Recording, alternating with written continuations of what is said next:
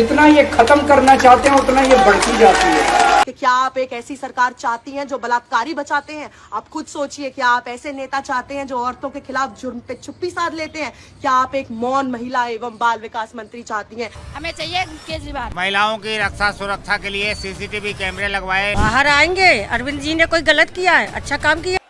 मैं आपको कह के गया था मैं जल्दी लौट के आऊंगा, मैं आ गया। उत्तराखंड मेरी छाती और माटी में आप सभी का स्वागत है।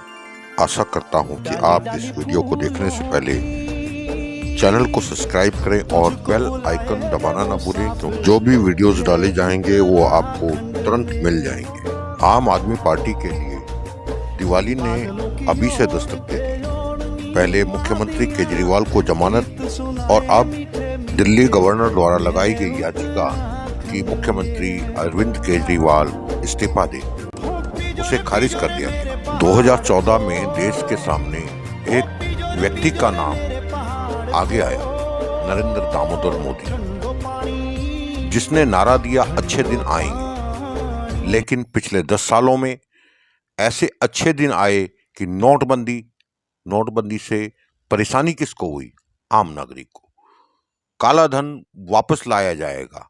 काला धन वापस आया, मगर देश के लिए नहीं, इलेक्टोरल बॉन्ड से भारतीय जनता पार्टी को, आम आदमी पार्टी के अरविंद केजरीवाल को अंदर किया एन चुनाव के मौके पे, चुनाव से पहले, ताकि बीजेपी चुनाव जीत सके।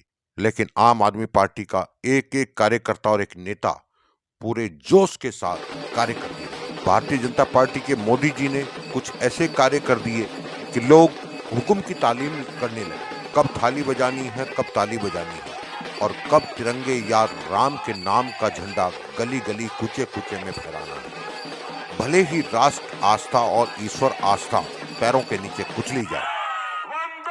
भारतीय जनता पार्टी संविधान बदलना चाहती है।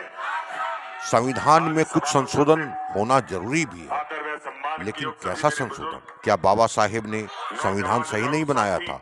आज मोदी जी या कोई पार्टी ये कहती है कि कांग्रेस ने देश में आज तक आजादी के बाद कुछ नहीं किया। जो ये मानता है कि कांग्रेस ने कोई कुछ कार्य नहीं किया, तो फिर हमारे माता पिता ने भी कोई अच्छा कार्य नहीं किया होगा, ये भी आपको मानना पड़ेगा। उन परिस्थितियों में हमारे माता पिता अनपढ़ थे, स्कूल हमसे कोसों दूर थे, उनकी तनख्वाह 25 रुपए महीने थी, तब भी उन्होंने अथक प्रयास से हम लोगों को 5वीं, 7वीं, 10वीं पढ़ाया।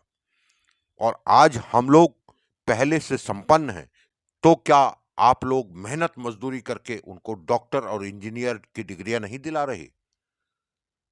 यही फर्क है। क्योंकि जब बात की जाती है, जब लोग कहते हैं कि पहले जो सरकारें थी, कोई भी रही हो, चाहे बीजेपी भी बीच में रही, उन्होंने अगर उस समय काम नहीं किया तो उनके सामने कुछ परिस्थितियां रही होंगी। इसलिए हम उनको इस अंदाज से नहीं आंक सकते कि आज़ादी के बाद से और आज तक के बीच में, क्योंकि इसके बीच में बहुत बड़ा डिस्टेंस हुआ, बहुत बड़ा फासला था, जिसमें कि काफी कुछ बदलाव हुआ है।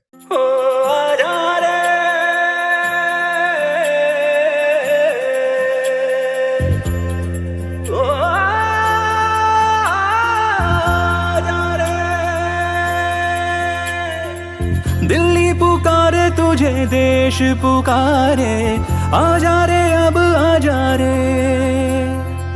हावी है तानाशाह, देश बचा ले, आजा रे देश बचा ले।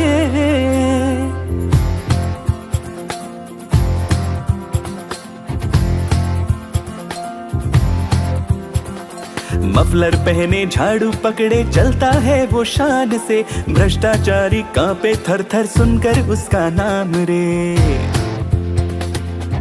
ओ कद है उसका छोटा सा और सरपट उसकी चाल है, ईमानदार है, सच्चा है वो, चलता सीना तान के। वंदे में है दम, वंदे मातरम।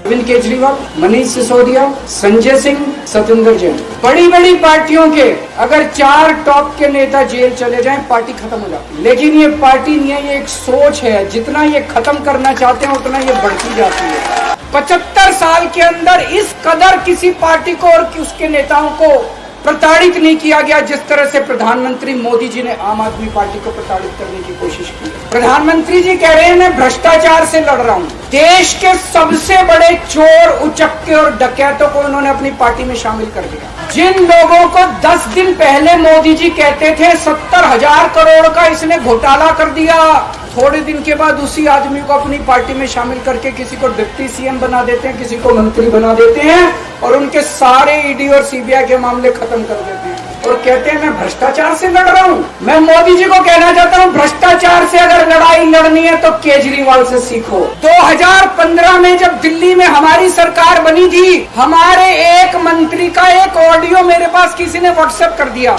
उस ऑडियो में मेरा मंत्री किसी दुकान वाले से 5 लाख रुपए मांग रहा था। मैंने अपने खुद मंत्री को सीबीआई के हवाले कर दिया, जेल भेज दिया था अपने मंत्री। ये होती है भ्रष्टाचार के खिलाफ लड़ाई। केजरीवाल को क्यों गिरफ्तार किया? केजरीवाल को गिरफ्तार करके उन्होंने एक मैसेज दिया है सारे देश को कि अगर मैं केजरीवाल को गिरफ्तार कर सकता हूं तो किसी को भी गिरफ्तार कर सकता हूं। एक बेहद खतरनाक मिशन चालू किया हुआ है प्रधानमंत्री जी ने, बहुत ही खतरनाक। उस मिशन का नाम है वन नेशन वन लीडर। जितने विपक्ष के नेता हैं उनको जेल भेजेंगे और जितने बीजेपी के नेता हैं उनको सबको निपटा देंगे, उनकी राजनीति खत्म करते जाएंगे। अगर ये चुनाव जीत गए, मेरे से लिखवा लो एफिडेविट के ऊपर, थोड़े दिन के बाद ममता दीदी जेल में होंगी, तेजस्वी यादव जेल में होगा, स्टैलिन साहब जेल के अंदर होंगे, पिनरई विजयन जेल के अंदर होंगे, उद्धव ठाकरे जेल के अंदर होंगे, जितने विपक्ष के नेता ये सारे जेल के अंदर होंगे। अगर ये चुनाव जीत गए, इन्होंने बीजेपी का एक नेता नहीं छोड़ा।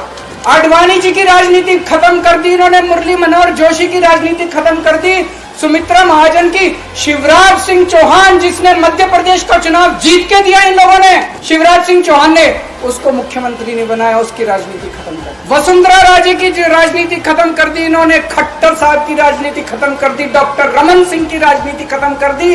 आज एक तानाशाह इस देश से जनतंत्र खत्म करना चाहता है, आज एक तानाशाह इस देश से लोकशाही खत्म करना चाहता है। मैं पूरे तन मन धन से लड़ रहा हूँ, संघर्ष कर रहा हूँ उस तानाशाह के खिलाफ। 140 करोड़ लोगों का साथ चाहता हूँ, 140 करोड़ लोगों से भीख मांगने के रहा हूँ, मेरे देश को बचा लो, मेरे भारतवर्ष को बचा लो। मेरा अपना आकलन है कि 4 जून के बाद इनकी सरकार नहीं बन रही, मोदी सरकार नहीं, मोदी सरकार नहीं बन रही है, केंद्र में इंडिया गठबंधन की सरकार बन रही है। आम आदमी पार्टी उस सरकार का हिस्सा होगी, दिल्ली को पूर्ण राज्य दिलाएंगे। आज मैं अगर दिल्ली की जेल के अंदर रह के दिल्ली की जेल से इस्तीफा नहीं दे रहा, वो इस तानाशाही के खिलाफ संघर्ष कर रहा हूं, इसको समझ लेना।